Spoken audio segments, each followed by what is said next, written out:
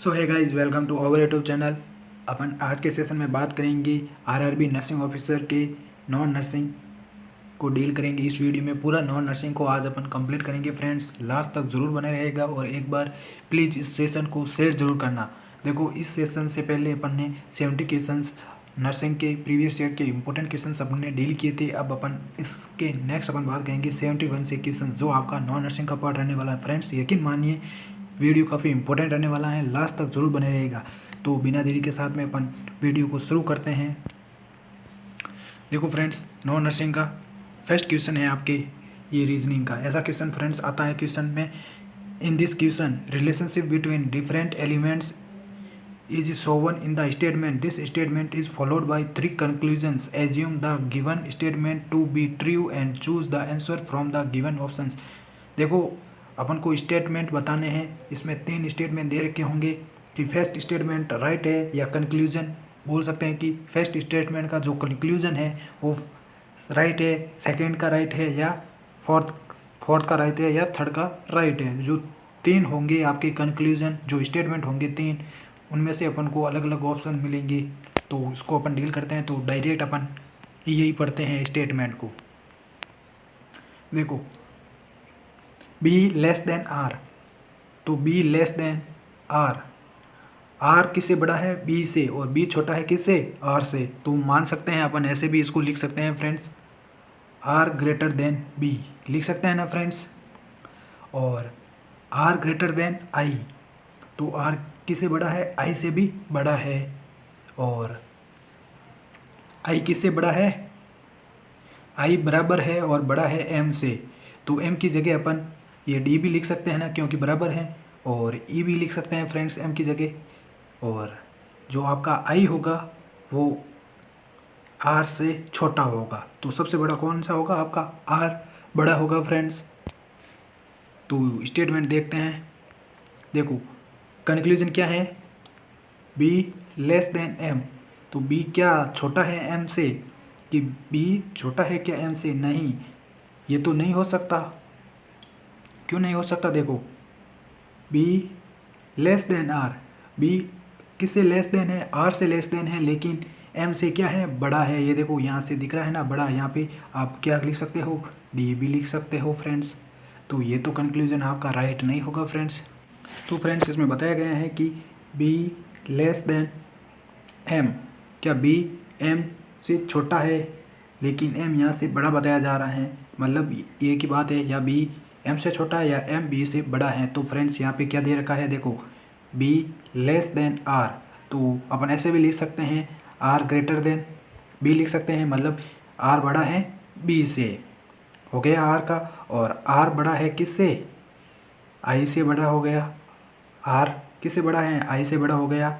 और आई की जगह अपन एम भी लिख सकते हैं फ्रेंड्स। तो आर बड़ा है किससे? एम से बड़ा है और बराबर भी है। और एम की जगह अपन क्या लिख सकते हैं? क्योंकि ये बराबर में है ना फ्रेंड्स, तो आर की जगह अपन कौन सा स्टेटमेंट भी लिख सकते हैं friends? R greater than D भी लिख सकते हैं। ये तो स्टेटमेंट आपका राइट होगा। क्यों होगा? देखो, आर किससे बड़ा है? आई से बड़ा है। और आई किसके बराबर है? एम के बराबर है। तो आई एम के बराबर है, तो डी भी एम के बराबर होगा फ्रेंड्स। ये देखो बराबर में है, ये भी बराबर में है। तो ये तो आपका कंक्लूजन फर्स्ट राइट होगा। जो कौन से ऑप्शन में मिल रहा है? ये तो एक राइट हो रहा है। अब देखते हैं सेकेंड आपका ये कंक्लूजन क्या होता है? E greater than I greater than E, तो बिल्कुल ये भी राइट होगा। देखो, आई ग्रेटर देन ई, क्योंकि क्या है? आर डी इसके बराबर में है, डी एम के बराबर में है। तो एम की जगह अपन क्या लिख सकते हैं? मैंने अभी बताया। देखो, एम की जगह अपन डी भी लिख सकते हैं फ्रेंड्स। देखो, आई ग्रेटर देन एम है, तो एम की जगह पर अपन क्या लिख सकते हैं? डी या ई भी लिख सकते हैं। एक बार तो अपन ने डी लिख दिया, एक बार सेकेंड ऑप्शन में अपन ई लिख देंगे, तो अपन का ये भी राइट होगा। तब देखते हैं अपन ऑप्शन में only A and option first and second follow नहीं, फर्स्ट और सेकेंड फॉलो नहीं करेगा। ये तो फर्स्ट तो बिल्कुल फॉलो नहीं करेगा, थर्ड सेकेंड और थर्ड फॉलो करेगा। तो सेकेंड और थर्ड किस में है? ऑप्शन सी में, only second and third follow. तो फ्रेंड्स, इम्पोर्टेंट है, ऐसे क्वेश्चंस आते हैं स्टेटमेंट के और कंक्लूजन के। नेक्स्ट अपन बात करते हैं फ्रेंड्स नेक्स्ट क्वेश्चन है फ्रेंड्स 72, इम्पोर्टेंट है फ्रेंड्स, स्टार मार्क्स पे देना। ऐसे क्वेश्चंस आप एक बार खुद सोल्व करके देखना।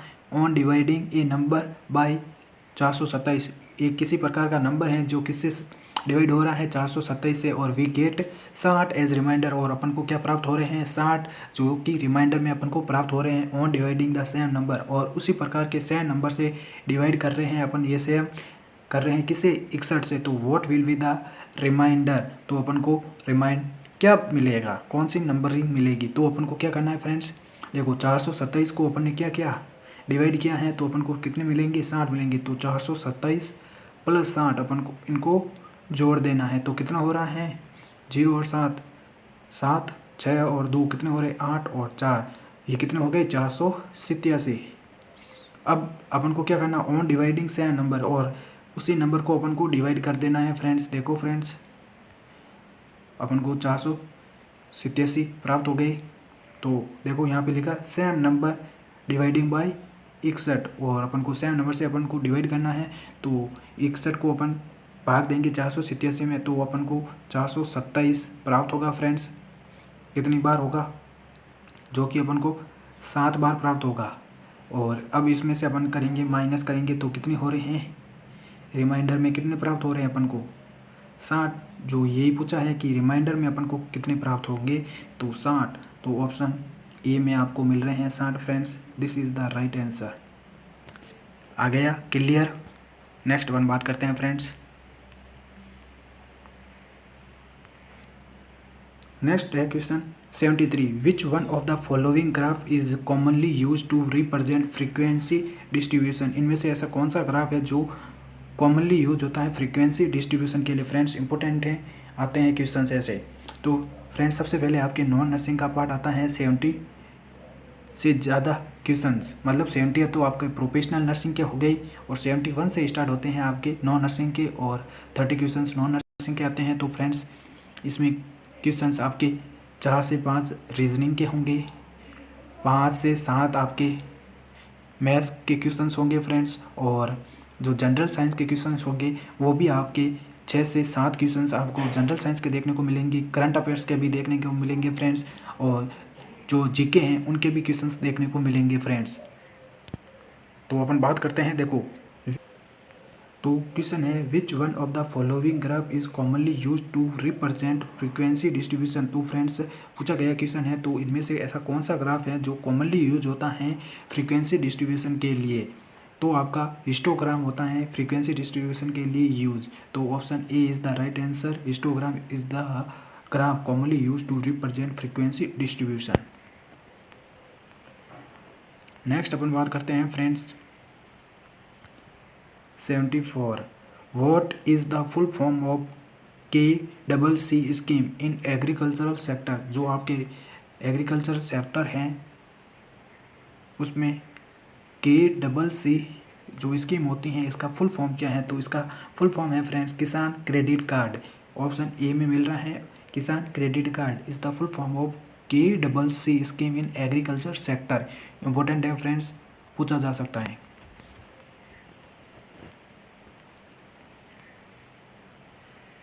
नेक्स्ट बात करते हैं फ्रेंड्स 75, ये आपका रीजनिंग का क्वेश्चन है।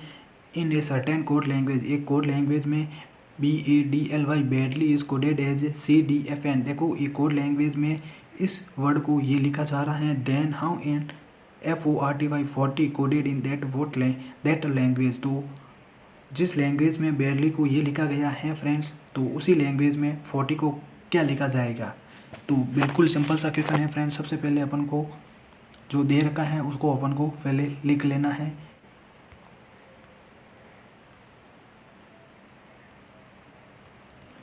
BADLY लिख लिया, तो अब इसको क्या बना रहा है CDFAN। देखो अब फ्रेंड्स अपन को देखना है कि कौन सी क्या मतलब नंबरिंग में ये ऐसे क्या हो रहा है, ये ऐसे हो रहा है या नहीं हो रहा है। तो अपन को यही देखना है कि कैसे ये वर्ड्स अपने आप में डिनोट कर रहे हैं। तो BADLY CDFAN एन। अब देखो फ्रेंड्स ये आपस में क्या हो रहा है, देखो फर्स्ट सबसे पहले बी से ए आ रहा है, फिर वापस डी आ रहा है, फिर वापस एल आ रहा है, फिर वापस वाई आ रहा है। इसमें देखो बी के बाद में सी, ए के बाद में डी आ रहा है, डी के बाद में एफ आ रहा है, एल के बाद में ए आ रहा है। तो ये तो अपने आप में नहीं होगा क्योंकि इसमें जो फ्रीक्वेंसी है वो बढ़ती जा रही है। तो फ्रेंड्स ये तो होगा ही नहीं। अब इसको अपन क्रॉस देखते हैं, क्रॉस में हो रहा है या नहीं हो रहा है। देखो ए सी से हो रहा है, बी डी से हो रहा है, ये तो एज इट इज़ अपन को रख लेना है। एल एन से हो रहा है और वाई एन से हो रहा है। कितने में हो रहा है, देखो बी अपन प्लस करेंगे, बी और सी इसमें क्या अपन ऐड करेंगे, 2 ऐड करेंगे, मान सकते हैं अपन 2 ऐड करेंगे, बी सी और डी, और ए के अंदर कितना ऐड करेंगे तो सी आ जाएगा आपका। इसके अंदर भी अपन ए बी और सी, इसमें भी अपन को 2 ऐड करेंगे तो अपन को सी प्राप्त होगा। और डी के बाद में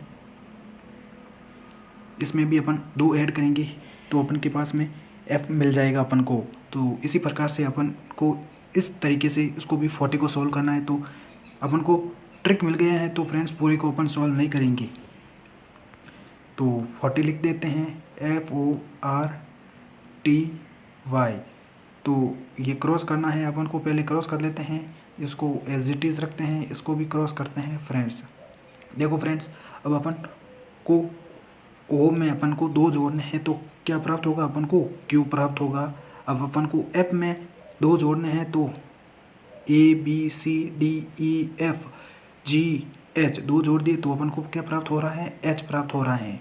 तो आर के अंदर अपन 2 जोड़ देंगे तो आर एस और टी प्राप्त होगा अपन को। तो ये तीनों अपन देखते हैं कि कौन से ऑप्शन में अपन को मिल रहे हैं। क्यू एच टी ये अपन को मिल गया फ्रेंड्स। और आगे अपन बात करते हैं वाई के अंदर 2 जोड़ेंगे तो कितने होंगे, वाई एक्स वाई और जेड 1 हो गया और ए इसमें हो गया नंबर 2। और टी के अंदर अपन बात करेंगे फ्रेंड्स TUV, तो ये संख्या अपन को प्राप्त होगी फ्रेंड्स, QHTAV ये अपन को प्राप्त होगा फ्रेंड्स। नेक्स्ट अपन बात करते हैं 76, the force of attraction of the earth on an object is known as. देखो the force of attraction of the earth, किसी प्रकार का फोर्स अट्रैक्ट हो रहा है किसकी ओर, अर्थ की ओर, on an object is known as, वो ऑब्जेक्ट क्या कहलाएगा, weight of the object, motion of the object, friction of the object या मास ऑफ द ऑब्जेक्ट। तो फ्रेंड्स कौन सा राइट होगा आपका, weight of the object, option A is the right answer.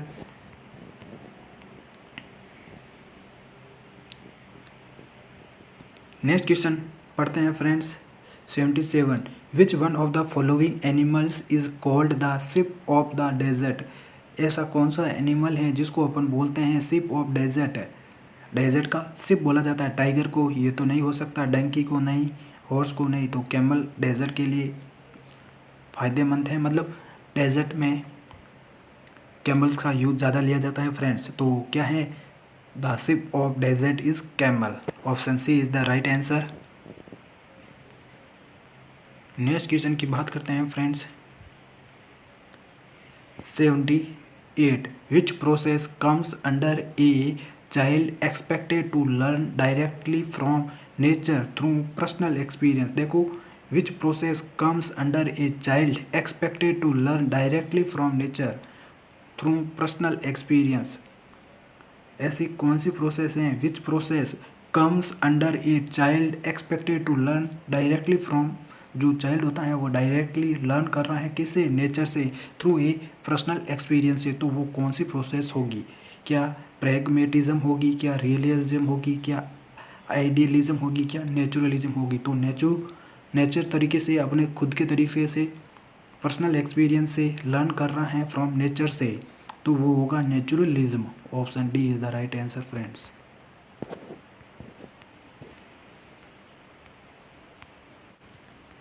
Next question है 79 friends, the Chabahar port which is strategically important for India is located in which country. The Chabahar port which is strategically important for India is located in which country. तो Chabahar port कौन सी country में located है, क्या Malaysia, क्या दजीपोती क्या China क्या Iran में है? तो आपका ईरान में है चाबर पोर्ट फ्रेंड्स।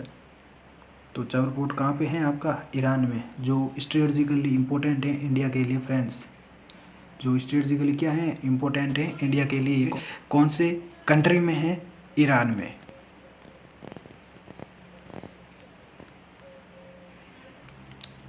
नेक्स्ट क्वेश्चन की बात करते हैं 80। Where is the Jallianwala Bagh situated? Friends आपके क्वेश्चन हिस्ट्री से भी पूछे जा रहे हैं आरआरबी नर्सिंग सुपरिटेंडेंट में। तो where is the Jallianwala Bagh situated? देखो फ्रेंड्स, जलियांवाला बाग कांड कब हुआ था आपका? 1999 में, 13 अप्रैल 1999 को हुआ था। कहाँ पे हुआ था? अमृतसर, पंजाब में। तो option A is the right answer, Amritsar. तो इसमें कुछ रिलेटेड अपन फैक्ट्स पढ़ते हैं फ्रेंड्स। कुछ फैक्ट्स है जो आपके एग्जाम के पॉइंट ऑफ व्यू से काफ़ी इंपॉर्टेंट रहने वाले हैं। देखो, Jallianwala Bagh is public garden in Amritsar. कहाँ पे है? अमृतसर में।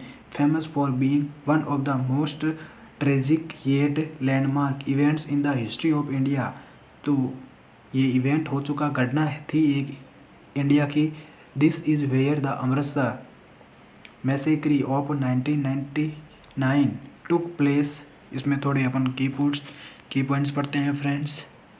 की points: the massacre of Jallianwala Bagh, also known as the Amritsar massacre, took place on 13 April 1999 under General Dyer orders. देखो, जनरल डायर्स ऑर्डर के अकॉर्डिंग ये कांड हुआ था। Who order the firing of protesters gathered at Jallianwala Bagh to condemn the detention of to national leaders Satyapal and Saifuddin Khilji and the Rowlatt act.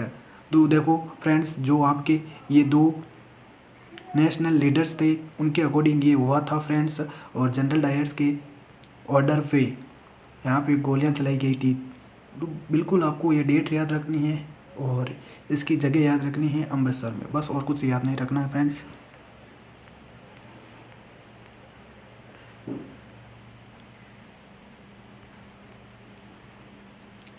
तो next question है friends 81। What is the defined as the rate of doing work और the rate of transfer of energy? देखो, what is defined as the rate of doing work और the rate of transfer of energy. ये क्या कहलाएगी आपकी energy के लिए? क्या होता है? पावर।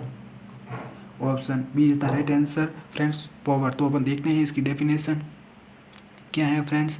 देखो, power is defined as the ability to do work और the energy required in doing any work at a given time. देखो, किसी भी प्रकार का वर्क करना, उसके लिए अपन को क्या होनी चाहिए? एनर्जी।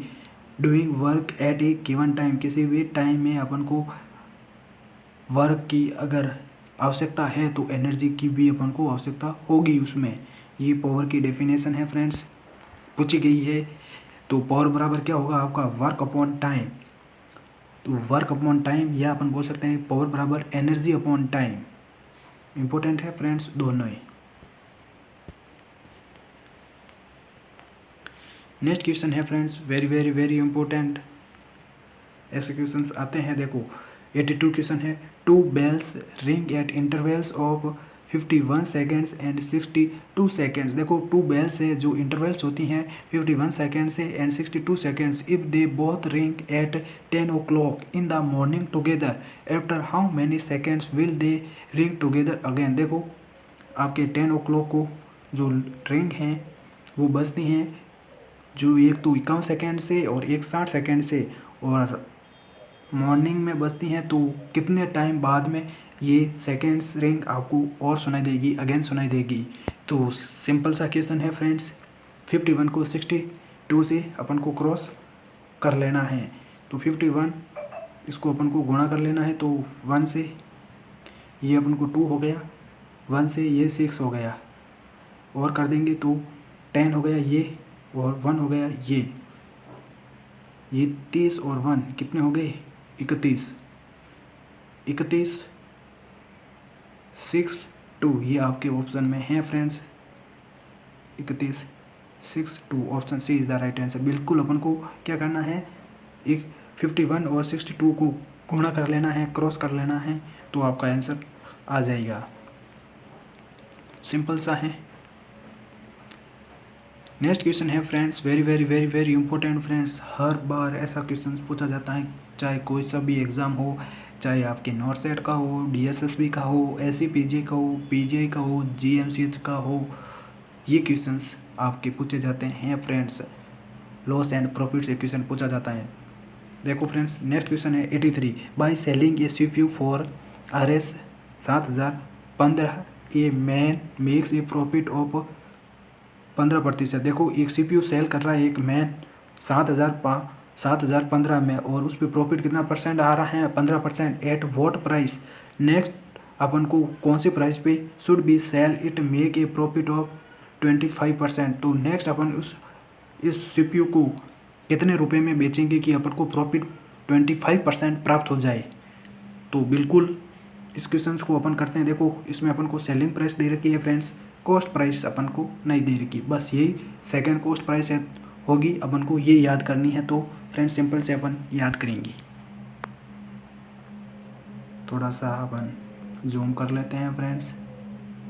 बिल्कुल देखो, सपोज या माना, सपोज आपकी कॉस्ट प्राइस या सीपी अपन बोल सकते हैं फ्रेंड्स, सीपी लिख देते हैं। कॉस्ट प्राइस माना सीपी आपकी है एक्स, तो सीपी आपकी एक्स है, तो प्रॉफिट पी परसेंटेज, मतलब प्रॉफिट परसेंटेज अपन को याद करना है। तो एसपी मतलब selling price minus CP upon CP cost price. CP cost price और एसपी हो गया सेलिंग प्राइस। तो अपन के पास में प्रॉफिट परसेंटेज दे रखा है फ्रेंड्स, सेलिंग प्राइस दे रखी है, और कॉस्ट प्राइस को अपन ने क्या मान लिया, एक्स मान लिया। तो ये कितने परसेंट दे रखी हैं, 15% है, तो परसेंट को हटाएंगे तो कितना 100 लग जाएगा नीचे। और एसपी अपन के पास में कितना दे रखा है फ्रेंड्स, 7015 माइनस सीपी अपन ने क्या माना, माइनस एक्स अपॉन सीपी अपन ने क्या माना, एक्स माना है। तो ये अपन को हो रहा है। तो नेक्स्ट अपन स्लाइड में ये नोट करते हैं। देखो फ्रेंड्स 15/100 हो गए। सीपी अपन के पास में कितना था, 7015, और कॉस्ट प्राइस अपन ने एक्स माना अपॉन एक्स। अब इनको क्रॉस मल्टीप्लाई कर लेना है, तो आपका आंसर आराम से हो जाएगा। देखो क्रॉस करेंगे अपन तो 15x हो जाएगा फ्रेंड्स, बिल्कुल ईजी तरीके से हो जाएगा। अब 7015 को गुणा करेंगे 100 से, तो 2 जीरो और लग जाएगा, और ये कितना हो जाएगा 100x। इसको गुणा किया तो 100x हो जाएगा। बिल्कुल अच्छे तरीके से हो गया फ्रेंड्स। अब देखो ये 100x माइनस में है, इस तरफ आ जाएगा तो किस में हो जाएगा, प्लस में हो जाएगा। तो कितना हो जाएगा 100 और 15 कितना हो जाएगा 115x, और ये वैल्यू आपके बराबर में रहेगी। नेक्स्ट स्लाइड में अपन देखते हैं। तो 115x बराबर 7015 था, जिसको 100 से गुणा किया तो ये इतना वैल्यू हो गई। अब x बराबर कितना होगा, अब अपन को इसके अंदर 115 का भाग दे देना है, तो अपन को कितना प्राप्त होगा फ्रेंड्स, 6100 रुपये अपन को ये प्राप्त होगा। 6100 रुपये अपन को प्राप्त हो गए फ्रेंड्स। तो नेक्स्ट अपन को क्या मानना है कि कितने परसेंट अपन ने सेलिंग कर लिया है, तो 25% अपन को प्रॉफिट होगा। तो कौन सी प्राइस होगी, नेक्स्ट अपन को प्राइस याद करनी है। तो 25% के लिए 25% हटा दिया अपन ने, तो 100 लग गया। बाकी सेलिंग प्राइस अपन ने मान ली, एक्स मान ली है, कॉस्ट प्राइस अपन के पास में आ गई है 6100 रुपये अपॉन 6100 रुपये। 6100 रुपये आ गई है, बिल्कुल आ गई है। तो फ्रेंड्स उसको अपन को 100 से गुणा ना करके अपन बस डायरेक्ट भाग दे देते हैं, क्योंकि इससे संख्या बहुत ज़्यादा हो जाएगी। तो 0.25 हो जाएगा। देखो 0.25, 100 का भाग लगेगा 25 में, जो 0.25 हो गया बराबर x माइनस 6100, 6100 और अपॉन में 6100। अब अपन को इसमें मल्टीप्लाई कर लेना है। तो नेक्स्ट स्लाइड में अपन देखते हैं फ्रेंड्स।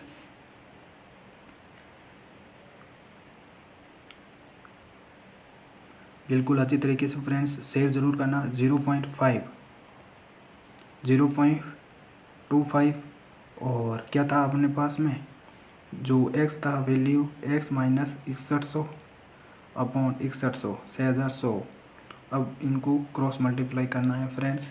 तो ये x माइनस 6100 रुपये इधर आ जाएगा और 0.25 इंटू ये गुणा में हो जाएगा। बिल्कुल फ्रेंड्स अच्छी तरीके से सॉल्व हो गया है। अब अपन को इसमें क्रॉस करना है तो ये कैसे क्या होगा फ्रेंड्स, अभी अपन करके देख लेते हैं।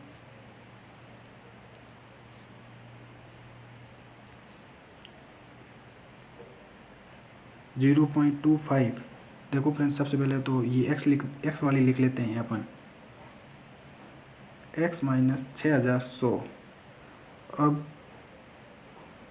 जो भी आपका 0.25 इंटू जो 6100 है, अब देखो ये 2 है तो ये 2 जीरो हट जाएगी यहाँ से, तो 25 गुणा आपके कितना हो जाएगा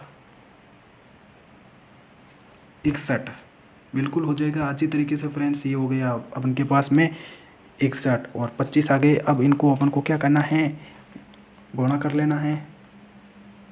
गुणा करने पर अपन को जो वैल्यू प्राप्त होगी कितनी होगी 1525 अपन को हो गई। और ये देखो x माइनस 6100 बराबर x माइनस 6100 बराबर 1525, ये माइनस में है तो यहाँ पे जाएगा प्लस में हो जाएगा 1525 प्लस 6100, तो कितना हो जाएगा, इनको अपन जोड़ते के देखते हैं फ्रेंड्स। x बराबर 1525 प्लस 6100 तो कितने हो जाएंगी, देखो 0 से ये 5 हो गए, ये भी 0 से 2 हो गया, ये 5 एक की हो गया 6 हो गया, और एक 6 ये क्या हो गया 7 हो गया। तो अपने पास में न्यूज़ कॉस्ट प्राइस आएगी अपन के पास में, जिससे अपन को 25% का प्रॉफिट होगा।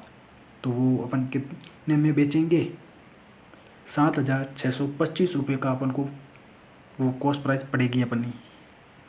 तो ये क्वेश्चन में पूछा गया तो 7625 किस में है फ्रेंड्स, 7625 ऑप्शन ए। तो कौन से ऑप्शन में हो गए आपके, फर्स्ट ऑप्शन में 7625 फ्रेंड्स। ये क्वेश्चंस आप एक बार मैं जैसे जैसे करवाया मैंने अपनी रफ नोटबुक में ज़रूर लिखना, ऐसे क्वेश्चंस आते हैं फ्रेंड्स, 2 से 3 क्वेश्चंस ऐसे आते हैं एग्ज़ाम में। बाकी जो भी DSSP में भी इसी तरीके के क्वेश्चन पूछे जाते हैं, तो ये इम्पोर्टेंट है फ्रेंड्स आपके DSSP नर्सिंग ऑफिसर के जो आने वाले एग्ज़ाम है 24 को, उसमें भी ये वीडियो काफ़ी इंपॉर्टेंट रहने वाला है, तो शेयर ज़रूर करना। नेक्स्ट क्वेश्चन है फ्रेंड्स, नेक्स्ट क्वेश्चन है friends 84, epigraphy is the study of inscription. Inscriptions की स्टडी करना क्या कहलाएगा, एपिग्राफी। इसके अपन कुछ की फैक्ट्स देखते हैं फ्रेंड्स। देखो friends, the study of the inscription is known as epigraphy. Inscriptions are seen on rocks, pillars, stones, slabs, copper plates, walls of buildings and bodies of temples. देखो इंस्क्रिप्शंस अपन को कहाँ पे देखने को मिलता है, रॉक्स हो गए, जो पिलर्स हो गए, जो आपके स्टोन्स हो गए, जो आपके स्लैब्स हो गए, कॉपर प्लेट्स हो गई, वॉल्स ऑफ बिल्डिंग्स हो गई, और बॉडीज़ ऑफ टेम्पल्स की बॉडीज़ हो गई, उसमें अपन को इंस्क्रिप्शन देखने को मिलता है। तो उसकी स्टडी करना है आपका एपिग्राफी कहलाएगा। The Ashokan edicts, Allahabad pillar inscription of Samudragupta Aihole inscription of Pulakeshin second ETC are some major inscriptions of India. देखो ये इंडिया के कुछ मेजर इंस्क्रिप्शंस हैं। कौन सा, समुद्रगुप्त इंस्क्रिप्शन हो गया, इलाहाबाद फिलर है उसके नाम से जाना जाता है, अशोकन ने एडिक्ट्स किया है, और सेकंड हो गया ईहोल इंस्क्रिप्शन एंड पुलकेशिन ने सेकेंड ने ये किया है फ्रेंड्स। ये 2 मेजर इंस्क्रिप्शंस हैं इंडिया के, तो याद रखना ये समुद्रगुप्ता का और पुलकेशिन सेकेंड का। और कुछ टर्म्स हैं देखो, जैसे एपिग्राफी है जिसका मतलब आपका स्टडी ऑफ इंस्क्रिप्शन हो गया। अब इसका सेम टू सेम मतलब अपन और भी देखते हैं, जो कार्टोग्राफी हो गया, तो स्टडी ऑफ मैप्स क्या कहलाएगा, कार्टोग्राफी फ्रेंड्स। पूछा जा सकते हैं, ये सारे इंपॉर्टेंट हैं, वेरी वेरी इम्पोर्टेंट। तो define need for the study of maps is called as cartography. Next हो गया आपका कार्टोग्राफी, स्टडी ऑफ मैप्स, और folkloristics, study of old tales, और न्यूमिमेटिक्स, स्टडी ऑफ कॉइन्स, और ichthyology, study of fishes. Friends, ichthyology पूछा जा सकता है, ये सारे इंपॉर्टेंट हैं।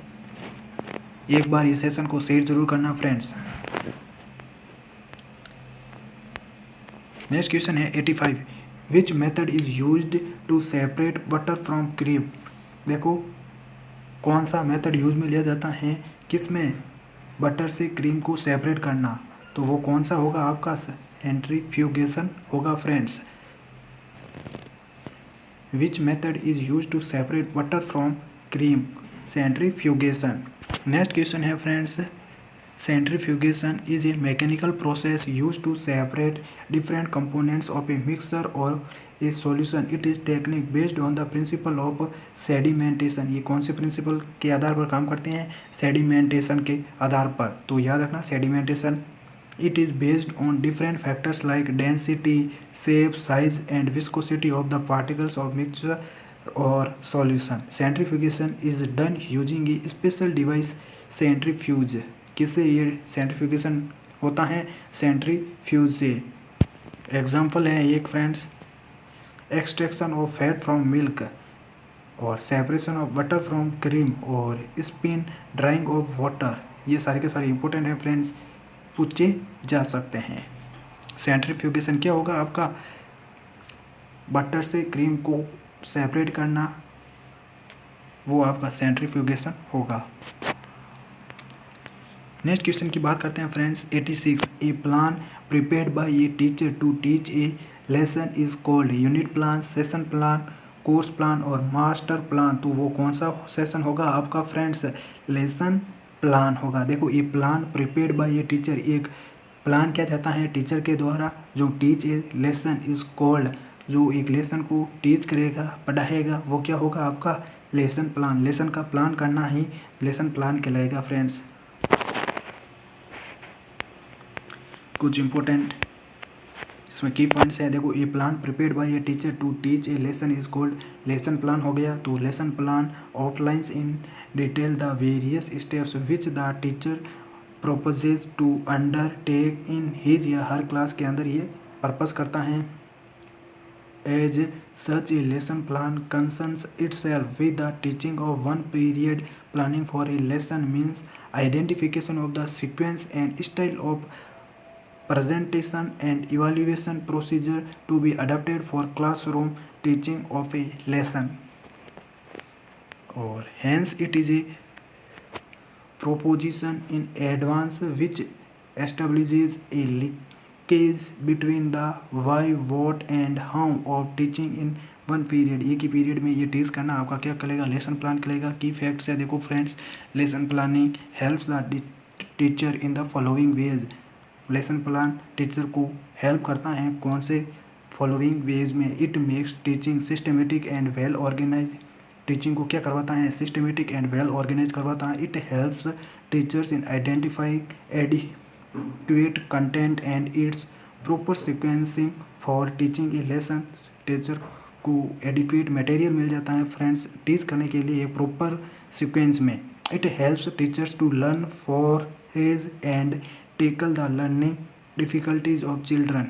मतलब जो भी आपके चिल्ड्रंस की हो गई जो लर्निंग डिफ़िकल्टीज हैं उसको हेल्प करने में मदद मिलते हैं, लर्न करने में मदद मिलती हैं। It enable teachers to utilise the available time properly. It helps in developing insight about the learning needs and abilities of children. Insight को डेवलप होने में मदद मिलती है फ्रेंड्स। ये क्वेश्चंस हैं आपके लेसन प्लान से। नेक्स्ट क्वेश्चन है फ्रेंड्स वेरी इंपॉर्टेंट, कई बार ये एग्जाम में पूछा गया है 87, who is the father of psycho analysis. तो साइको एनालिसिस का फादर कौन है, सभी को पता है Sigmund Freud is the father of psycho analysis. अब अपन सिगमंड फ्रॉइड के बारे में कुछ की फैक्ट्स देखते हैं। जो आपका एक कॉन्सेप्ट था ईड, ईगो एंड सुपर ईगो का, ये किसने दिया था, सिगमंड फ्रॉइड ने दिया था। देखो id, ego and super ego are proposed by proposed by Sigmund Freud.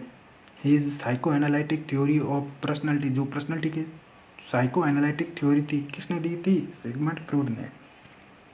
Freud used these three concepts to describe the three parts of the human personality and explain the way a human mind works. According to Freud, the human personality is made up of three major systems: the id, ego, and superego.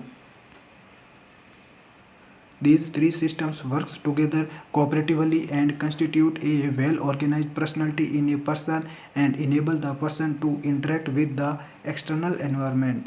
तो ये id, ego and super ego को भी किसने दिया था? Sigmund Freud ने दिया था. ये क्वेश्चन यहाँ से बन सकता है फ्रेंड्स.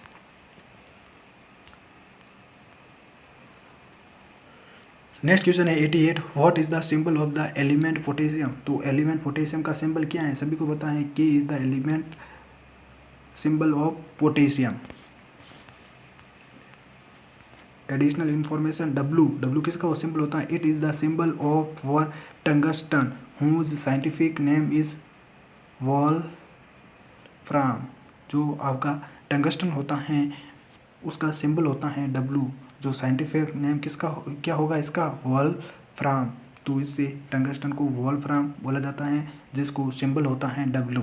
तो P it is the symbol of phosphorus और PT it is the symbol of platinum. Important है फ्रेंड्स तीनों सिंबल. डब्ल्यू हो गया, पी हो गया और पीटी हो गया. डब्ल्यू किसका है? वॉल्फ्राम मतलब टंगस्टन का. पी है आपकी फॉस्फोरस का और पीटी है प्लेटिनम का. तो ये अपना हो गया कि डब्ल्यू से किसको डिनोट किया जाता है? टंगस्टन को. इसका साइंटिफिक नेम क्या है? वॉल्फ्राम. और पी को फॉस्फोरस से नोट किया जाता है मतलब पी फॉस्फोरस का सिंबल है और पीटी किसका सिंबल है? प्लेटिनम का. नेक्स्ट क्वेश्चन की अपन बात करते हैं friends. Very very very important ये क्वेश्चन फ्रेंड्स. आपके एग्ज़ाम में ऐसे क्वेश्चन 2 से 3 क्वेश्चन आपको देखने को मिल सकते हैं. तो ये इसी प्रकार का क्वेश्चन है फ्रेंड्स के डायरेक्शन का. Question number 89.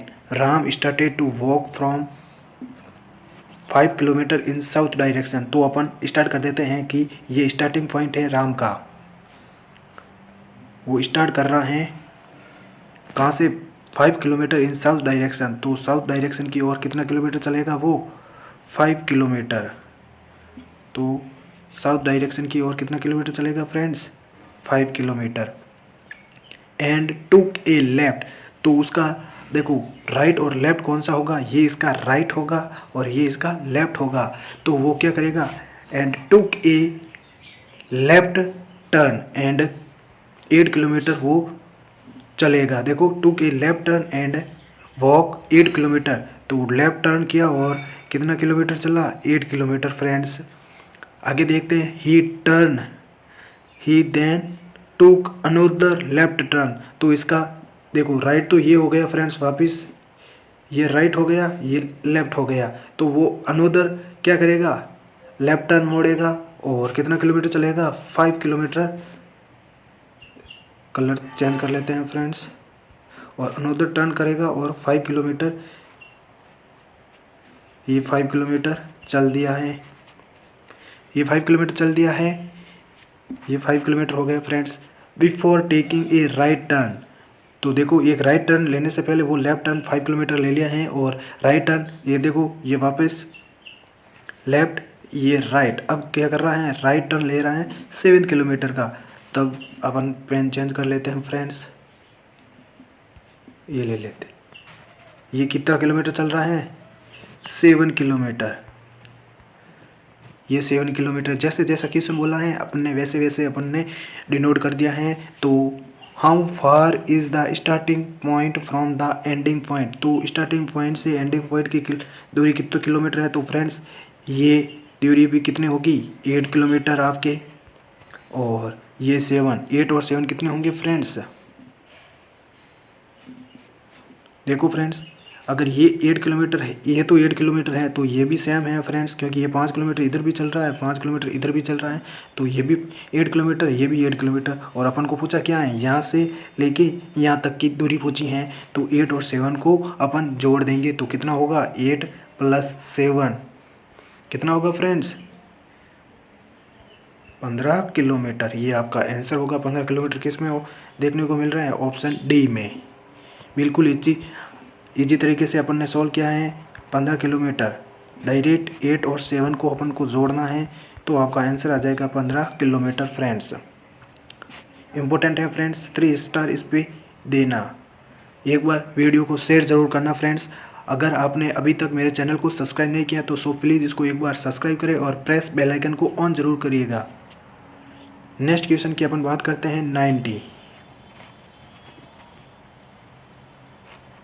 ये भी क्वेश्चन है सीरीज़ के, नंबर सीरीज़ के क्वेश्चंस आते हैं friends. Find the next number in the series. देखो 3, 4, 7, 16 और 43 और नेक्स्ट वैल्यू कौन सी आएगी यहाँ पे? तो नेक्स्ट वैल्यू आने के लिए देखो इसमें कितने का गैप है? +1 का। और इसमें कितने का गैप है? +3 का। और इसमें कितने का गैप है? +9 का। ये देखो ये बढ़ते जा रहे हैं ना, 3 से मल्टीप्लाई हो रहे हैं, मतलब गुणा हो रहे हैं 3 से। और इसमें कितने का गैप है फ्रेंड्स? 27 का, क्योंकि 9 को 3 से गुणा करेंगे तो 27 आएंगे। अब इसमें अपन को कितना क्या गैप करना पड़ेगा? तो 27 को अपन को 3 से गुणा करेंगे, 27 × 3 तो अपना कितना हो जाएगा फ्रेंड्स? 7 को 3 से किया गया, 7 का 7, 7 दूनी 14, 7 या 21, तो 1 और 2 यहाँ पे लग जाएगा, 6 2 8 81। तो अपन को 43 के अंदर 81 ऐड करना है, तो 4 और 12, तो अपन के पास में आंसर आएगा 124 फ्रेंड्स। देखो फ्रेंड्स इजीली तरीके से सॉल्व हो रहा है। देखो 3 और 4 में कितने का डिफरेंस है? +1 का। और आगे 4 और 7 के कितने का डिफरेंस है? +3 का। और 7 और 16 में कितने का डिफरेंस है? +9 का। और 16 और 43 में कितने का अंतर है? 27 का। तो ये देखो 3 से गुणा हो रहा है ना, डबल हो रहा है 3 से। तो देखो पहले को 3 से गुणा किया तो 3 आ गया, 3 को 3 से गुणा किया 9 आ गया, 9 को 3 से गुणा किया 27 आ गया। अब 27 को भी अपन को 3 का गुणा करना पड़ेगा, प्लस उसके अंदर 43 ऐड करने हैं अपन को। तो 27 को 81 आ गए, 3 से गुणा किया प्लस 43 इसके अंदर ऐड किए, तो कितने हो गए? 3 और 1 कितना हो गया? 4 और 8 और 4 कितने हो गए? 12। तो 124 आपका आंसर होगा फ्रेंड्स। तो D option is the right answer. Friends एक बार जो मैंने non nursing DSSP nursing officer में करवाया है, तो फ्रेंड्स एक एक टॉपिक को वहाँ पर भी मैंने डील किया है, तो वो प्लीज़ एक बार उस वीडियो को ज़रूर देखना। प्लेलिस्ट में जाके आप DSSP स्पेशल क्लास और DSSP पेपर सॉल्यूशन देखना, और उसमें भी आप कौन सा देखना? नॉन नर्सिंग का, तो आपको नॉन नर्सिंग पूरी वहाँ से क्लियर हो जाएगी। ए river drains the water. Next question है 91। ए river drains the water collected from a specific area which is called its. तो कैचमेंट एरिया होगा। देखो फ्रेंड्स ए रिवर है, drains the water collected from a specific area. एक river है जो water को collect करती हैं फ्रॉम ए स्पेसिफिक एरिया से, विच इज कॉल्ड एज, वो स्पेसिफिक एरिया क्या कहलाएगा? Catchment area. Option A is the right answer. क्या होता है कैचमेंट एरिया अभी देखते हैं अपन। देखो friends a river drains the water collected from a specific area which is known as the catchment area. Additional information अपन देखते हैं। A river drains the water collected from a specific area which is called as catchment area. And area drained by a river and its tributaries is called as drainage basin. A watershed is an area of land that drains or seed water into a specific water body. The dendritic pattern develops where the river channel follows the slope of the terrain. The drain pattern resembling the branches of a tree is known as the dendritic. तो friends ये आपको सारे के सारे को ऐसे ही पढ़ना है, याद करना है। ये डेफिनेशन है, ये याद रखना है। The example of which are the rivers of the northern plan. It is the most common stream pattern. ये भी आपको याद रखना है। नॉर्थर्न प्लान क्या है? स्ट्रीम पैटर्न है एक। नेक्स्ट क्वेश्चन है फ्रेंड्स 92। ये आपके जीके का क्वेश्चन आ गया friend. What is the maximum strength of Rajya Sabha. देखो मैक्सिमम स्ट्रेंथ पूछी गई है राज्यसभा की। नॉर्मली तो होती हैं 245, लेकिन मैक्सिमम स्ट्रेंथ कितनी होगी, इसमें +5 ऐड होगी तो कितना होगा 250। तो सी आंसर राइट होगा। देखते हैं फ्रेंड्स इसमें कुछ की पॉइंट्स अपन। देखो the upper house of the Indian parliament is known as Rajya Sabha. Rajya Sabha क्या होता है कि upper house of Indian parliament का अपर हाउस क्या कहलाएगा, Rajya Sabha. It is permanent house, ये परमानेंट हाउस होता है। कैन नॉट बी डिसलॉज, ये डिसलॉज नहीं होता है friends. Which is also known as the council of states, इसको काउंसिल ऑफ स्टेट के नाम से भी जाना जाता है friends. There are a total of 245 members. इसमें टोटल कितने मेंबर्स होते हैं 245 members in this house and the maximum strength कितनी रखी गई है 250। आउट ऑफ 250 मेंबर्स और 12 members are nominated by the president. देखो इसमें से 245 से 12 मेंबर्स नॉमिनेटेड होते हैं प्रेसिडेंट के एंड 233 आर इलेक्टेड। और जो 233 होते हैं ना फ्रेंड्स, वो क्या होते हैं, उनका इलेक्शन करवाया जाता है friends by the MLAs of the respective state and the union territories of Puducherry and Delhi. The elected members have a tenure of 6 years and elections are held for 2/3 of the seats every 2 years. Uttar Pradesh has the highest number of representative in Rajya Sabha with 31 MPs. देखो friends Uttar Pradesh में सबसे ज़्यादा हैं 31 MPs। Next question की अपन बात करते हैं friends 93। इसमें अपन टोटल 100 क्वेश्चंस सॉल्व करेंगे फ्रेंड्स।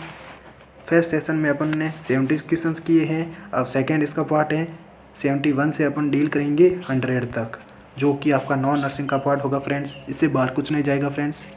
इस टाइप के क्वेश्चन आते हैं। नेक्स्ट क्वेश्चन है देखो फ्रेंड्स 93।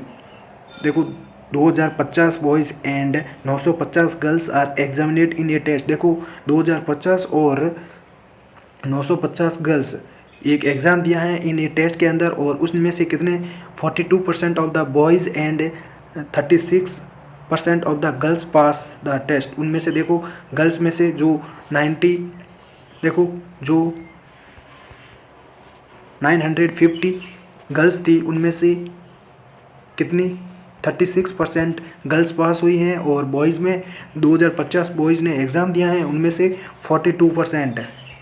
2050 ने एग्ज़ाम दिया, उनमें से 42% बॉयज़ क्या हुए हैं, पास हुए हैं। The percentage of the total who failed is. देखो इसमें परसेंटेज पूछा गया है कि कितने बच्चे फेल्ड हुए हैं, टोटल कितने बच्चे फेल हुए हैं। तो अपन को अलग अलग रेशियो निकालना है फ्रेंड्स। सबसे पहले स्टूडेंट की अपन देखेंगे कि कितने स्टूडेंट पास हुए हैं। तो सबसे पहले बॉयज़ का देखते हैं फ्रेंड्स। बॉयज़ का देखो 2050 बच्चों ने एग्ज़ाम दिया है और 42% आए हैं। तो इसके अंदर अपन 42% को गुणा करेंगे, और परसेंट हटाने के लिए अपन ने भाग लगा दिया है 100 का। तो 100 का भाग लगा दिया है तो परसेंट हट जाएगा अपने आप ही। 10 से 10 गया फ्रेंड्स, और 42 को अपन और छोटा कर देंगे तो 21, इसको और छोटा कर देंगे तो 5 हो जाएगा। अब 5 को इससे गुणा करेंगे तो 4 और 1 हो जाएगा। 4 और 1 को 21 से गुणा करेंगे तो आपका आंसर आ जाएगा 861, जो कि 861 बच्चे आपके 2050 बच्चों में से क्या हुए हैं, पास हुए हैं। 42% ही तो पास हुए हैं ना, तो ये 42% हैं आपके 861 बच्चे बॉयज़। इसमें से 861 बॉयज़ हुए हैं। अब अपन गर्ल्स की वैल्यू निकालते हैं फ्रेंड्स। गर्ल्स की वैल्यू कितनी है 950। कितनी गर्ल्स पास हुई हैं 36% अपॉन 100। अब 10 से 10 चला गया आपके, ये कट जाएगा 2 से, ये कट जाएगा 5 से। अब ये कट जाएगा 1 से, और ये कट जाएगा 9 से, और 10 को 18 से गुणा करेंगे तो अपन के पास में कितना आएगा 342। तो अपने पास में गर्ल्स कितनी आ गई फ्रेंड्स 342 और स्टूडेंट कितने हो गए बॉयज स्टूडेंट कितने हो गए फ्रेंड्स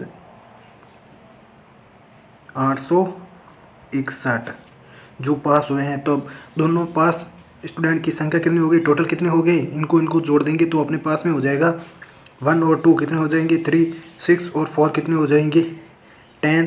तो यहाँ पे एक लग जाएगा 9 और 3 कितने होंगे 12। तो टोटल पास स्टूडेंट कितने हो गए 1203। इसमें पूछे गए हैं फेल स्टूडेंट। तो फेल स्टूडेंट कितने हैं फ्रेंड्स फेल स्टूडेंट की अपन को संख्या निकालनी है टोटल फेल स्टूडेंट। और टोटल स्टूडेंट कितनों ने एग्ज़ाम दिया है 950 और 2050। तो 2050 प्लस 950 ऐड करेंगे फ्रेंड्स। तो ये मान लेते हैं पूरा का पूरा 1000 हो जाएगा। 1000 और 2000 कितने हो जाएंगे 3000 स्टूडेंट ने क्या दिया है एग्ज़ाम दिया है। और उनमें से कितने बच्चे पास हुए हैं 1203। तो 3000 में से 1203 निकाल देंगे तो कितने हो जाएंगे अपने पास में 1797। तो 1797 अपने पास में आ गए हैं फ्रेंड्स। ये कितने हो रहे हैं कि ये टोटल बच्चे क्या हुए हैं फेल हुए हैं 1797 बच्चे फेल हुए। अब इनका परसेंटेज पूछा गया है। तो ये तो अपन ने कर लिया है 3000 में से 1200 जो 1203 स्टूडेंट थे उनमें से क्योंकि 1203 कितने हैं जो स्टूडेंट पास हुए हैं और 3000 कितने हैं टोटल स्टूडेंट 950 और 1250 3000 स्टूडेंट ने टोटल भाग लिया है एग्ज़ाम में। और उनमें से 1203 बच्चे क्या हुए पास हुए। तो इनमें से टोटल फेल स्टूडेंट कितने हो गए इनमें से ये माइनस कर देंगे तो 1797 बच्चे क्या हो रहे हैं फेल हो रहे हैं। अब इनका परसेंटेज पूछा गया है कि टोटल फेल स्टूडेंट का परसेंटेज क्या है। तो अपने पास में फेल स्टूडेंट की संख्या आ गई है टोटल स्टूडेंट की संख्या आ गई है। अब इनका परसेंटेज निकाल देंगे अपन। तो कैसे निकालना है टोटल फेल स्टूडेंट कितने हैं 1797। परसेंटेज लगाने के लिए फ्रेंड्स 100 का गुणा किया जाएगा और 3000 टोटल स्टूडेंट थे तो 3000 का भाग लग जाएगा 10 से 10 गया 10 से 10 गया। अब 1797 जो आपका 1797 अब भाग लगेगा इसके अंदर 30। तो 30 का अपन को अंदर भाग देना है। तो फ्रेंड्स आपका आंसर आएगा 59.9%। ये आप भाग दे के देख लेना फ्रेंड्स 59.9% ये आपका आंसर आएगा। तो D option is the right answer. देखो सबसे पहले अपन ने क्या किया है टोटल बॉयज स्टूडेंट कितने हो गए पास। तो 2050 क्रॉस 42 अपॉन 100 ये किया है। तो अपने पास में टोटल बॉयज़ की पास की संख्या कितनी होगी 861। अब गर्ल्स की भी अपन करेंगे इसकी जगह 950 लिख देंगे अपन। इसकी जगह अपन ने 950 लिख दिया। यहाँ पे अपन ने 950 लिख दिया। यहाँ से भी अपन ने कितने लिख दिया 36% गर्ल्स पास हो रही हैं। तब इसकी संख्या कितनी आ गई 342। अब 342 और 861 को अपन को क्या करना है जोड़ना है। तो कितना हो जाएगा 1203। ये कितने हैं टोटल पास स्टूडेंट। अब देखो 1250 और 950 में से टोटल पास स्टूडेंट कितने हो गए हैं 1203। अब टोटल एग्ज़ाम कितना दिया है तो दोनों को जोड़ देंगे 1250 प्लस 950 3000 हो गए। 3000 टोटल स्टूडेंट ने एग्ज़ाम दिया है उनमें से 1203 स्टूडेंट क्या हो रहे हैं पास हो रहे हैं। तो बाकी सारे के सारे क्या हो रहे हैं फेल हो रहे हैं। कितने हो रहे हैं 3000 में से 1203 निकाल देंगे तो 1700 आपका कितना हो जाएगा 1797। अब 1797 कितने हो रहे हैं टोटल फेल स्टूडेंट। पास की संख्या भी आ गई टोटल स्टूडेंट ने एग्ज़ाम कितना दिया और फेल स्टूडेंट कितने हो रहे हैं टोटल 1797। अब इनका परसेंटेज निकालना है। तो 1797 क्रॉस 100 अपॉन कितने स्टूडेंट ने एग्ज़ाम दिया 3000 ने ये अपन को कर देना है। तो अपना आंसर आ जाएगा 59.9%। तो option D is the right answer friends. कौन सा option D is the right answer. एक बार इस सेशन को शेयर जरूर करना फ्रेंड्स। नेक्स्ट क्वेश्चन है 94 the ratio of number of girls to boys in a school of 3780 students is 41:43। देखो the ratio of number of girls in a school, 3780 students हैं, इनका ratio कितना है 41:43। टोटल स्टूडेंट कितने हैं 3780 और उनका रेशियो कितना है बॉयज़ और गर्ल्स का 41:43। गर्ल्स और बॉयज़ का है तो ये गर्ल्स होगी आपकी और ये बॉयज़ होंगे 43। How many more girls should be admitted to make the ratio 1:1। तो इसमें कितनी गर्ल्स को अपन एडमिट करेंगे तो अपना रेशियो 1:1 हो जाएगा। तो इसको सॉल्व करते हैं फ्रेंड्स। देखो अपने पास में टोटल स्टूडेंट कितने हैं, टोटल स्टूडेंट 3780 हो गई, तो रेशियो कितना हो रहा है 41:43। गर्ल्स और बॉयज़ का, ये गर्ल्स ये आपकी बॉयज़ हो गई, ये तो अपन क्वेश्चन में है। द नंबर ऑफ गर्ल्स, अब गर्ल्स की संख्या याद करनी है। द नंबर ऑफ गर्ल्स, ये आप लिख देना।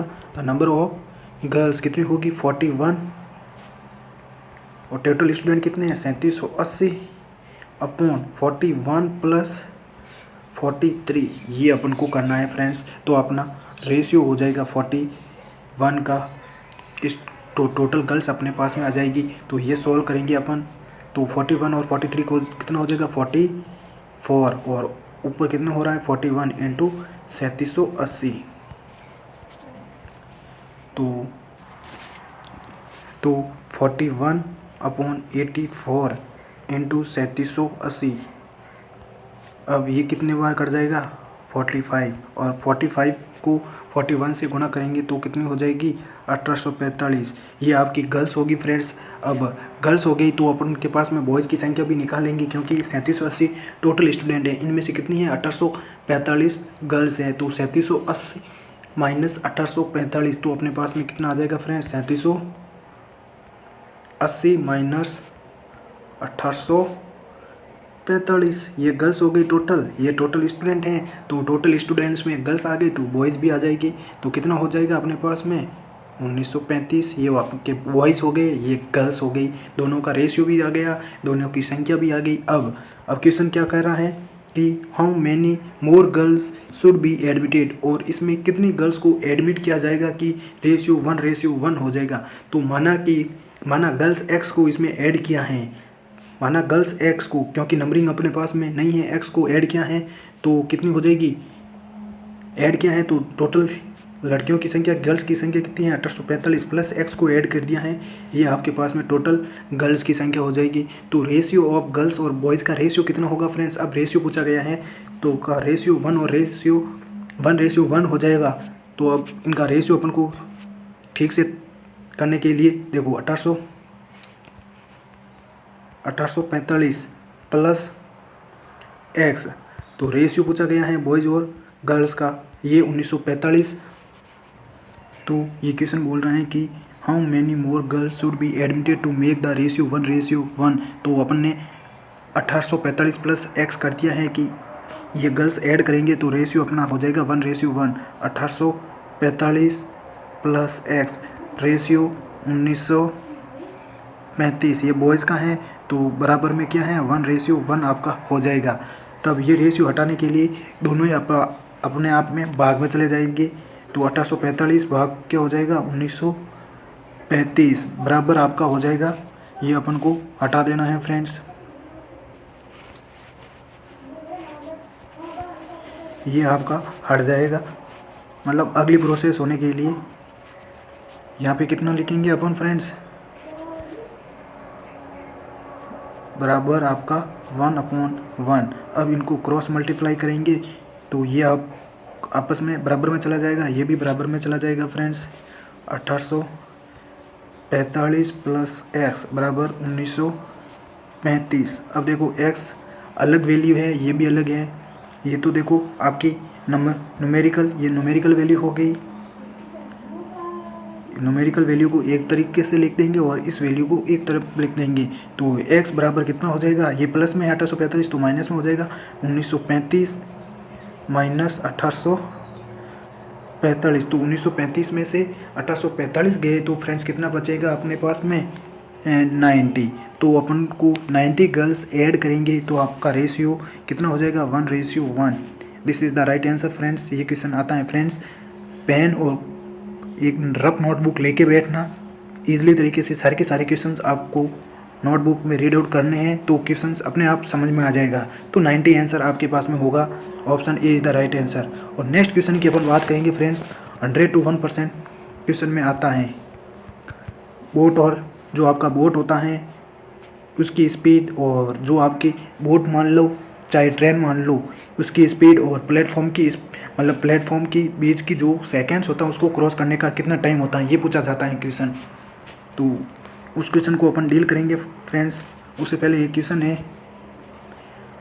95 how many chambers are there in the heart of fish. तो हार्ट ऑफ फिश में कितने हार्ट के चैम्बर होते हैं?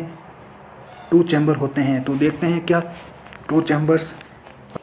तो फिश के अंदर हार्ट के चैम्बर कितने होते हैं फ्रेंड्स? 2 चैम्बर्स होते हैं। अब थोड़ा सा एक्सप्लेनेशन अपन देखते हैं।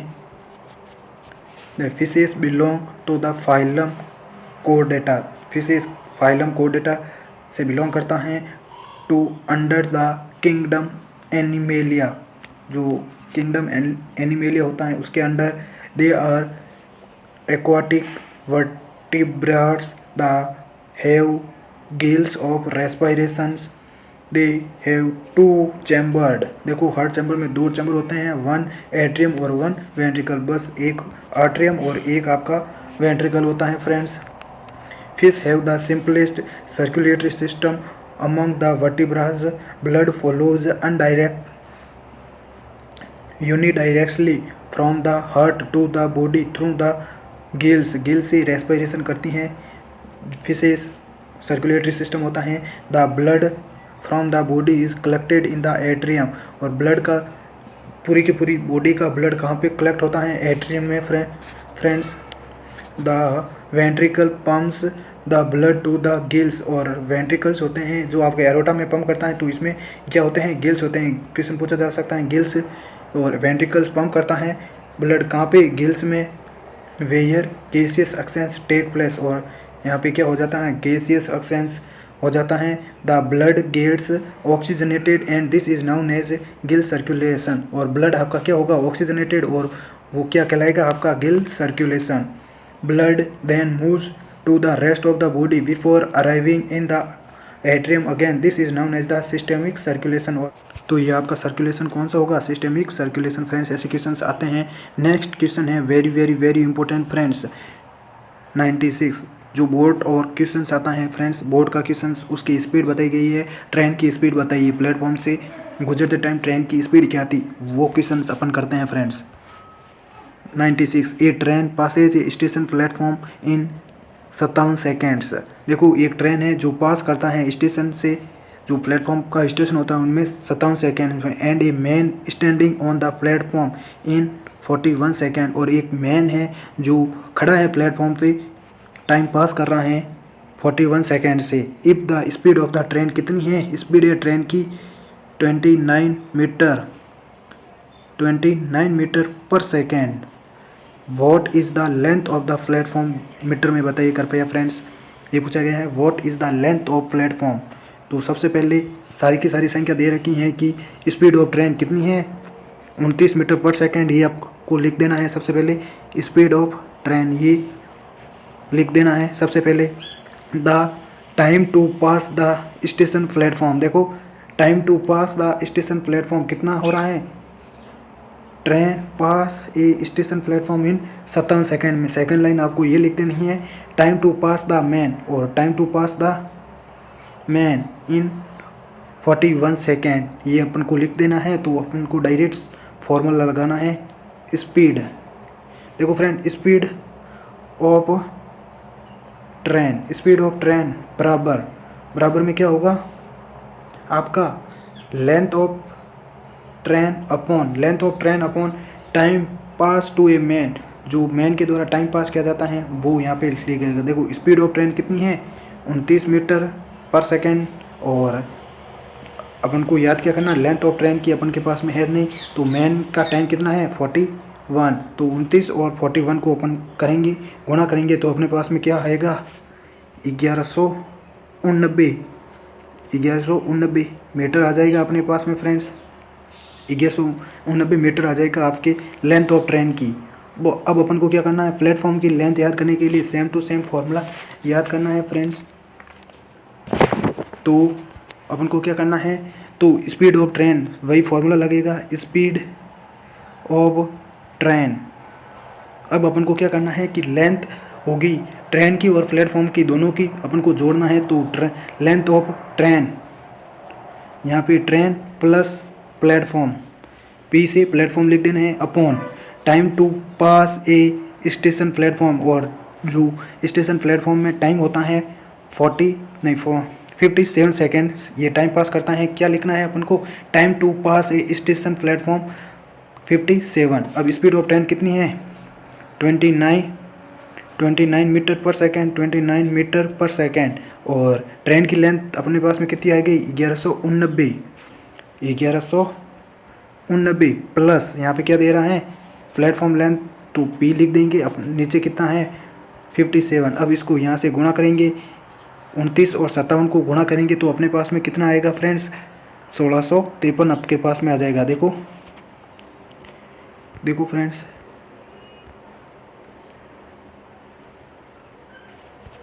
देखो फ्रेंड्स, स्पीड ऑफ ट्रेन ये आपको लिख देना है। स्पीड ऑफ ट्रेन बराबर में क्या लिखना है, लेंथ। अब फ्रेंड्स लेंथ दोनों की आएगी आपकी, ट्रेन प्लस प्लेटफॉर्म की, अपॉन यहाँ पे कितना लिखना है अपन को, time to pass a station platform, time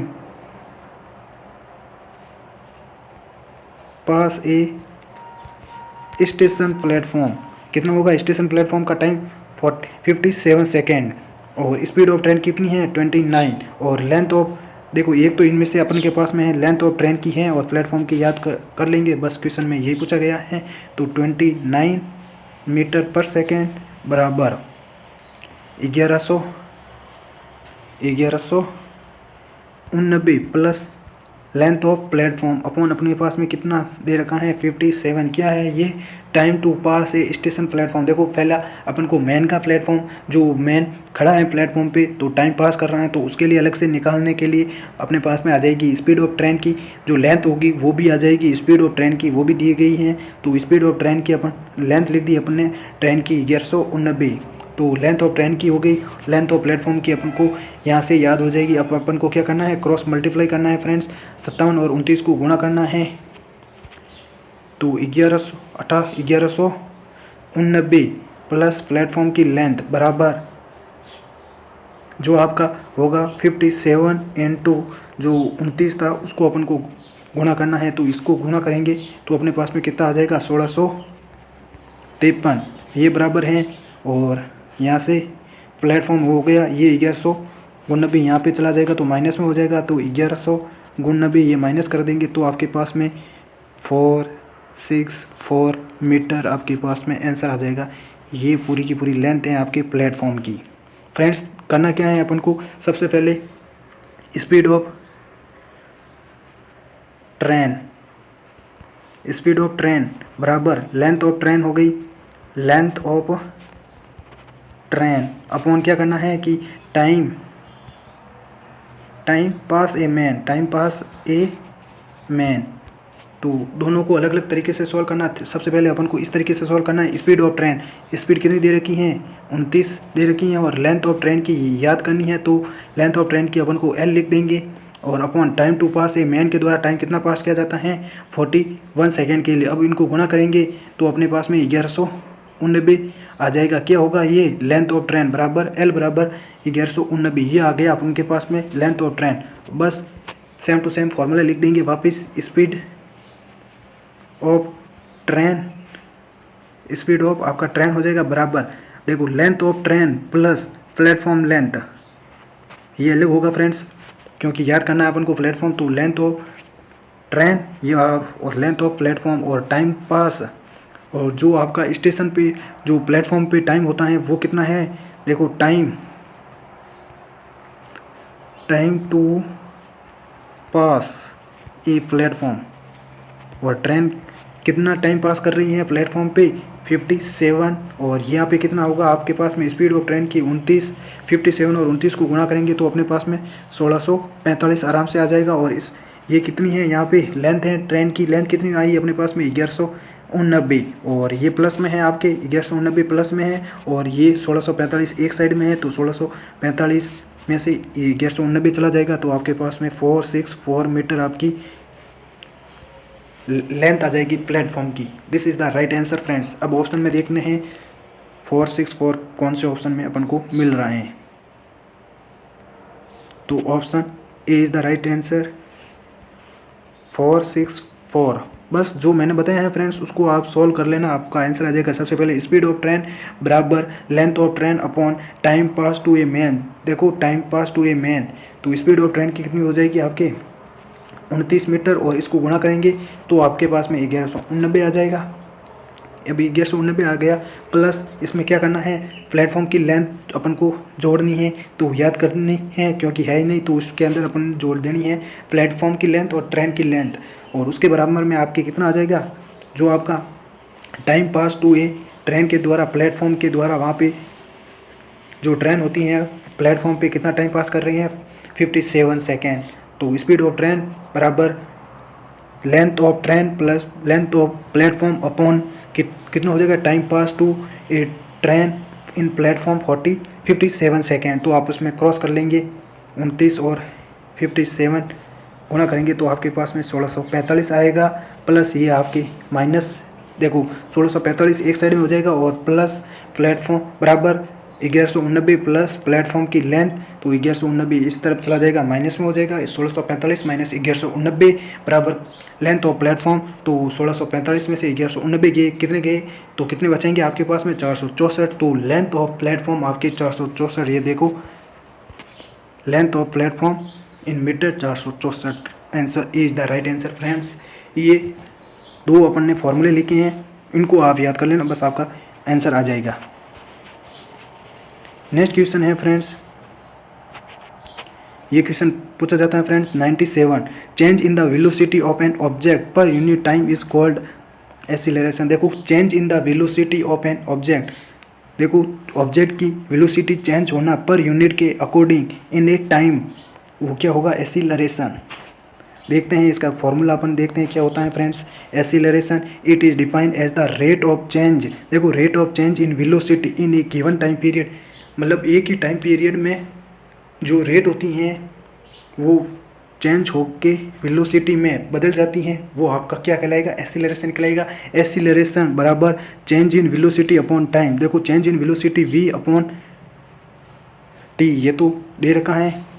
अब नेक्स्ट अपन क्या करते हैं, according to first equation of motion, तो ए बराबर ये इसका फॉर्मूला है friends v upon u upon time. तो देखा एक्सीलरेशन हो गया, ए का मतलब एक्सीलरेशन, ये वेलोसिटी माइनस जो यूनिट होगा minus unit upon time period, ये that is called as acceleration. बिल्कुल सा हो गया फ्रेंड्स। और एंगुलर वेलोसिटी क्या होता है friends, the rate of displacement which is measured in the terms of angle और the rate of angular displacement. देखो द रेट ऑफ डिस्प्लेसमेंट, बिल्कुल ये ऑप्शन में मिलेगा आपको। एंगुलर वेलोसिटी क्या होती है, rate of displacement which is measured in terms of angle, और किसको एंगल के टर्म में मेजर किया जाता है रेट ऑफ डिस्प्लेसमेंट को, वो आपका एंगुलर वेलोसिटी होगा। और एंगुलर डिस्प्लेसमेंट क्या होगा, the major of displacement in terms of angular values, जो एंगुलर वैल्यूज़ होगी उसके अंदर जो मेजर ऑफ डिस्प्लेसमेंट, इसको रेट ऑफ डिस्प्लेसमेंट, यहाँ पे major of displacement in terms of angular values, ये आपका होगा एंगुलर डिस्प्लेसमेंट। देखो फ्रेंड्स ध्यान रखना, एंगुलर डिस्प्लेसमेंट और एंगुलर वेलोसिटी, देखो वेलोसिटी में क्या होगी रेट ऑफ डिस्प्लेसमेंट चेंज होगी, इसमें होगा था मेजर ऑफ डिस्प्लेसमेंट। और डिस्प्लेसमेंट का क्या मतलब होता है, it is defined as the shortest possible distance, ये क्या होता है कि शॉर्टेस्ट जो पॉसिबल डिस्टेंस होता है उसको अपन डिस्प्लेसमेंट बोला जाता है फ्रेंड्स, ये तो सभी को पता है नॉर्मली। नेक्स्ट क्वेश्चन है 98 सेकेंड लास्ट क्वेश्चन है friends, who is popularly known as the grand old man of India. देखो grand old man of India popularly known as किसको जाना जाता है, दादा भाई नेहरू जी को। Option A is the right answer friends, important है, वापिस repeat हो सकता है क्वेश्चन। जो PYQs होते हैं फ्रेंड्स उनको पढ़ने चाहिए, प्रीवियस ईयर्स के क्वेश्चंस होते हैं वो पढ़ने चाहिए फ्रेंड। इसीलिए मैं उनको सॉल्व करा रहा हूँ कि किस तरीके से क्वेश्चंस आते हैं। नेक्स्ट क्वेश्चन है friends 99, the term aerobics is associated with which of the following games या स्पोर्ट्स। जो टर्म होती हैं एरोबिक्स कौन से गेम के लिए होती हैं, ये जिम्नास्टिक्स के लिए होती हैं फ्रेंड्स। की पॉइंट्स देखते हैं, थोड़े से की पॉइंट्स हैं friends. The term aerobics is associated with sports gymnastics. Gymnastic has their root in ancient Greek exercises. देखो the aerobics is associated with sports कौन सा होगा, जिम्नास्टिक्स। द गेम या स्पोर्ट्स इन्वॉल्व फिजिकल स्ट्रेंथ, इसमें game और sport में involve होती हैं फिजिकल स्ट्रेंथ, पावर होती हैं, एजिलिटी होती हैं, फ्लेक्सिबिलिटी और कंट्रोल, कोऑर्डिनेशन एंड बैलेंस किया जाता है। और आपका जो artist gymnastic was introduce in Olympics इन 1896 में ये इंट्रोड्यूस हुआ है इन एथेंस के द्वारा। और gymnastic is governed by the federation international de gymnastics. Term associated with gymnastics are arch position, horizontal position और हैंड स्प्रिंग और सैमरसॉल्ट्स और प्यूरोरेटीज और uneven bar tuck and floor exercises इसमें की जाती हैं फ्रेंड्स। ये तो बिल्कुल नहीं पढ़ना, बस आपको ये याद रखना। तो artistic gymnastic was introduce in Olympics in 1896 in Athens के अंदर किया गया था फ्रेंड्स। ये इंपॉर्टेंट है, आर्टिस्टिक जिम्नास्टिक कब इंट्रोड्यूस हुआ है ओलंपिक्स के अंदर, 1896। कहाँ पे हुआ था, इन एथेंस के अंदर। नेक्स्ट क्वेश्चन है फ्रेंड्स और लास्ट क्वेश्चन है आपका 100। ये इंपॉर्टेंट है फ्रेंड्स, आपके सेल टिश्यू से क्वेश्चन आता है। The organelles concerned with the metabolic process are present inside the. देखो the organelles concerned with the metabolic process are present inside the cytoplasm के अंदर होते हैं friends. Option B is the right answer. अब cytoplasm कैसे क्या होता है देखते हैं। The cytoplasm is a solution that enclose organelles. जो साइटोप्लाज्म एक सॉल्यूशन होता है जो ऑर्गेनल्स को क्या करता है, एनक्लोज करता है। Cell membranes bounds the cytoplasm. The nucleus हो गया आपका, एंडोप्लाज्मिक रेटिकुलम हो गया, एपीआर हो गया and mitochondria are present in the cytoplasm. Important है फ्रेंड्स, ये पूछा जाता है क्वेश्चन कि आपके साइटोप्लाज्म में कौन कौन से ऑर्गेनल्स प्रेजेंट होते हैं। न्यूक्लियस हो गया, एंडोप्लाज्मिक रेटिकुलम हो गया, माइटोकॉन्ड्रिया प्रेजेंट होते हैं आपके साइटोप्लाज्म में। Mitochondria is the organelle associated with the metabolism. और जो आपका माइटोकॉन्ड्रिया होता है वो क्या करता है, मेटाबॉलिज्म को रेगुलेट करता है। और the cytoplasm is the gel like fluid. Cytoplasm क्या होता है, जेल लाइक फ्लूइड होता है between the nucleus and cell membrane के बीच में inside the cell. It is the medium for chemical reactions. ये केमिकल रिएक्शंस का मीडियम होता है friends. All of the organelles in eukaryotic cells. ये कितने सारे के सारे सेल क्या हैं, eukaryotic cells such as the nucleus हो गया आपका, एंडोप्लाज्मिक रेटिकुलम, माइटोकॉन्ड्रिया, ये क्या है, यूकैरियोटिक सेल्स है। Are located in the cytoplasm. और लोकेटेड किस में होते हैं, साइटोप्लाज्म में। The portion of the cytoplasm that is not contained in the organelles is called cytosol। ये पूछा जाता है कि the portion of the cytoplasm that is not contained in the organelles, जिसमें organelles कंटेन नहीं होते हैं वो आपका क्या हो जाएगा, साइटोसोल। ये भी पूछा जाता है। The ribosomes has the function of synthesising protein. Ribosome क्या करते हैं, ये पूछा जाता है फ्रेंड्स। ये भी कई बार एग्जाम में पूछा गया है कि राइबोसोम क्या सिंथेसाइज करते हैं, प्रोटीन। इंपॉर्टेंट है friends. The endoplasmic reticulum contents क्या करते हैं, राइबोसोम। एंडोप्लाज्मिक रेटिसोम्स होते हैं वो क्या करते हैं, राइबोसोम्स को कंटेंट करते हैं। और राइबोसोम किसको कंटेंट करता है, प्रोटीन को। इंपॉर्टेंट है दोनों क्वेश्चन। देखो friends, the ribosome has the function of synthesising protein. Ribosome किसको सिंथेसाइज करता है, प्रोटीन को। कई बार एग्जाम में पूछा गया है कि राइबोसोम सिंथेसाइज क्या करता है, प्रोटीन को। तो आपका प्रोटीन राइट होगा फ्रेंड्स, कई बार एग्जाम में पूछा गया है। और राइबोसोम को कंटेंट कौन करके रखता है, एंडोप्लाज्मिक रेटिकुलम कंटेंट्स राइबोसोम। दोनों क्वेश्चंस कई बार एग्जाम में पूछे गए, इंपॉर्टेंट है friends. The cytoplasm has the function. दो साइटोप्लाज्म का फंक्शन क्या है, जो सेल को क्या करता है, एक्सपेंशन करता है, ग्रोथ करता है और रेप्लिकेशन करता है। दैट फ्रेंड्स अपन ने 100 क्वेश्चंस कंप्लीट कर लिए हैं। नॉन नर्सिंग के भी कंप्लीट कर लिए हैं और नर्सिंग के भी अपन ने कंप्लीट कर लिए हैं। अगर पहले वाले वीडियो को नहीं देखा तो प्लेलिस्ट में जाके जरूर देखना friends. And thank you to all of you.